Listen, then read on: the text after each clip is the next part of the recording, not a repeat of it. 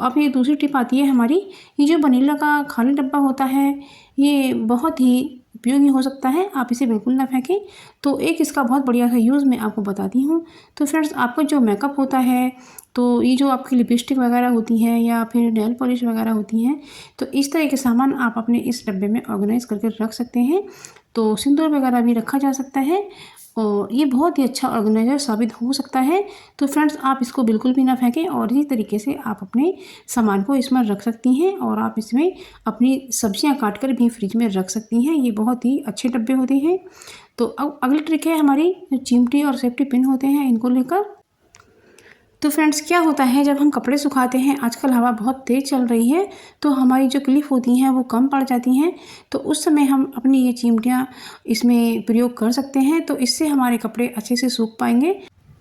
तो उम्मीद करती हूँ फ्रेंड्स, ये टिप भी आपको ज़रूर से पसंद आई होगी। ये बहुत ही यूज़फुल वीडियो आपके हो सकती है। तो सबसे पहली टिप है इसमें पर्स को लेकर। ये जो ज्वेलरी के पर्स होते हैं इनका बहुत बढ़िया यूज़ होता है, क्योंकि क्या होता है फ्रेंड्स, जब हम कहीं जाते हैं तो हमारी ज्वेलरी गुम होने का खतरा बना रहता है।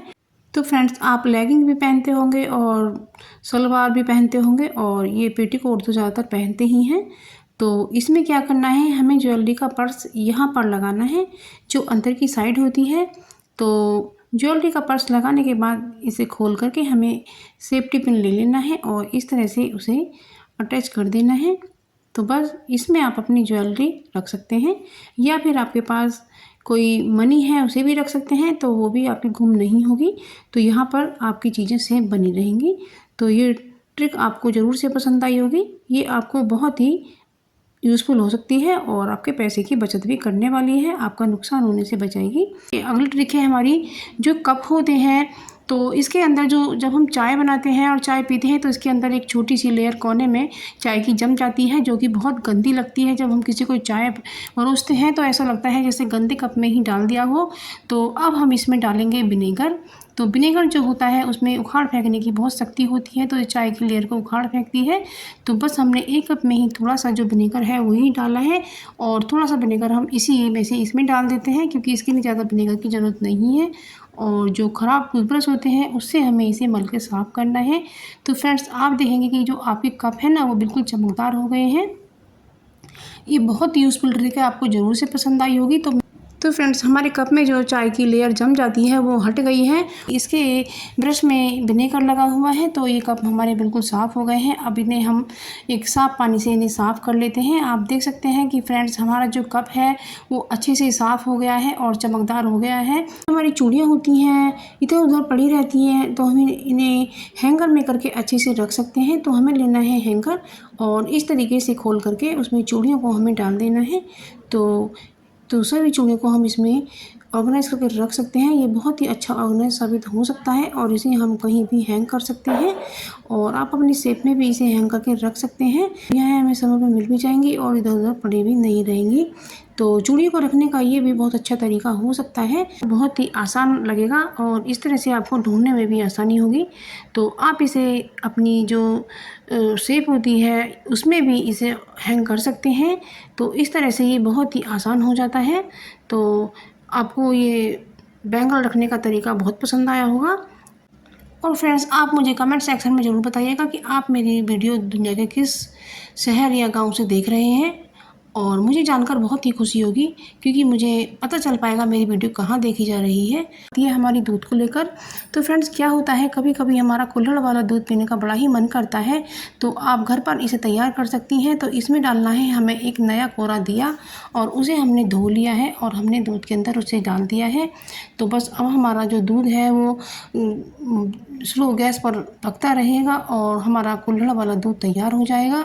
अब चाहे आप इसकी चाय बनाएं या फिर आप इसको मलाईदार बना करके ऐसे ही पिएं और आपको कुल्हड़ वाले दूध का टेस्ट आ जाएगा। ये बहुत ही अच्छा होता है और आप इस तरह से दूध की कुल्फ़ी भी जमा सकती हैं और आपको बहुत ही टेस्ट आएगा। आप फ्रेंड इसे करके देखिएगा, क्योंकि ये मुझे बहुत ही पसंद आया, तो मैंने सोचा आपको भी शेयर करूं।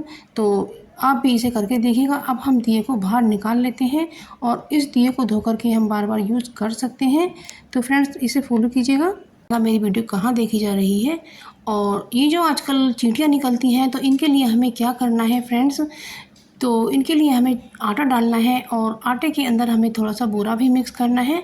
तो जब ये चींटियाँ आती हैं तो वहाँ पर हम ज़रा सा आटा डाल देते हैं, तो ये आटा लेकर चली जाती हैं और इन्हें थोड़ा सा हमारा पुण्य भी लग जाता है और इन्हें थोड़ा सा भूख भी मिट जाती है। तो ये बहुत ही अच्छी ट्रिक है और आप ज़रूर से जब भी आपको कहीं चींटी दिखाई दे तो आप आटा ज़रूर से डालिएगा। ये बहुत अच्छा होता है और इससे हमारी ग्रह भी टल जाती हैं।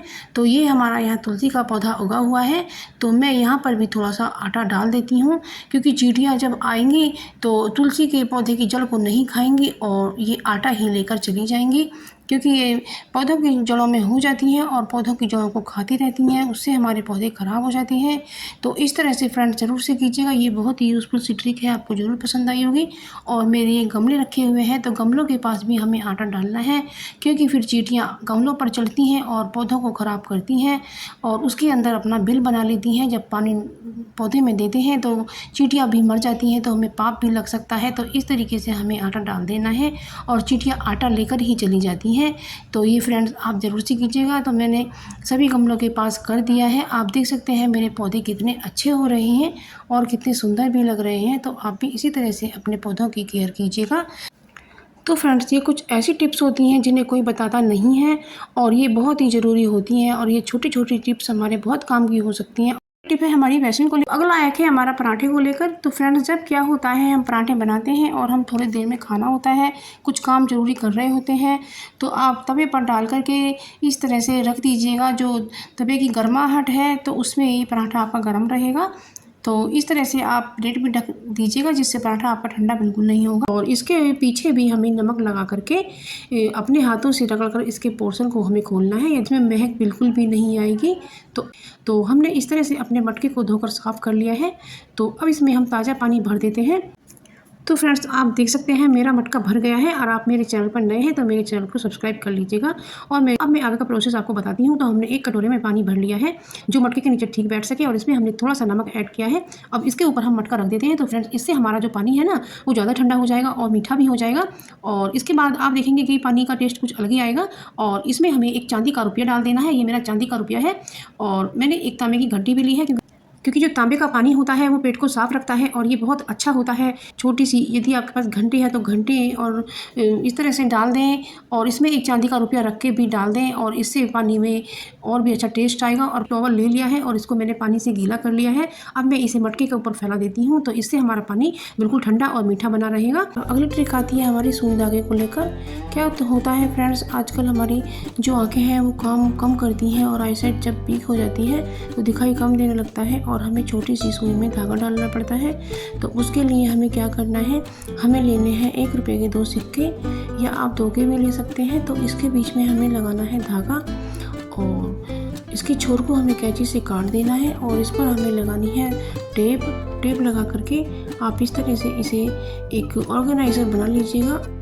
तो इससे हमारी सुई में धागा बहुत अच्छे से पड़ेगा और इसके ऊपर के काट को हम कैंची से काट लेते हैं। तो बस इसी तरीके से अब आप सुई में धागा डालें। आप बहुत ही सावधानी से और बहुत ही आराम से धागा डाल पाएंगे, आपको दिक्कत बिल्कुल भी नहीं होगी। आप देख सकते हैं फ्रेंड्स कितनी अच्छी तरीके से हमारा धागा डल गया है। तो बस इसी तरीके से अब धागे को हम खींच लेते हैं और बस इन्हें अलग कर देते हैं और धागा हमारा पड़ करके तैयार है। अब इस